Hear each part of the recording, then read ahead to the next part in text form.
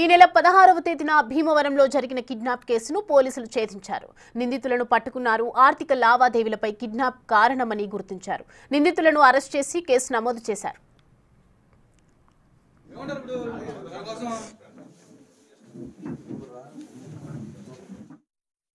RK Satyaprasad, Innamuri Lakshmi Venkata, Mallikarjuna Suresh అనే ఇద్దరు కూడా అనంతపురానికి సంబంధించి ఆశీష్ అనే వ్యక్తిని ఫ్రెండ్ అతను ఆశీష్ అనే వ్యక్తిని కలిశారు. అతను కాకతీయ రెస్టారెంట్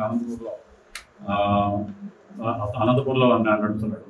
అతను ఒక రియల్టర్ కమ్ సెటిల్మెంట్ హోల్డర్ అయిన లోకేష్ అనే అతని దగ్గరికి అనంతపురం అనే అతని దగ్గరికి తీసుకువెళ్తే అతను ఇతను కిడ్నాప్ చేసి ఎవరైతే విశ్వనాథ్ సత్యనారాయణ కిడ్నాప్ చేసి డబ్బులు ఎవరు సెటిల్మెంట్ చేస్తానని వాళ్ళకు దాని గురించి ఒప్పుకొని ఈ క్రమంలో వాళ్ళకి విశ్వనాథ్ సత్యనారాయణ కిడ్నాప్ చేయడానికి ముందుగా 15వ తారీఖునే ఆ లోకేష్ అనే అతను, ఆశీష్ అనే అతను ఇద్దరు కూడా అరవ భగవాన్ ఇలియాస్ యోహాన్, అలాగే బాల నాగేంద్ర బాబు, బుక్కే దివాకర్ నాయక్, మనగాల హరికృష్ణ, ఓఏ రాము,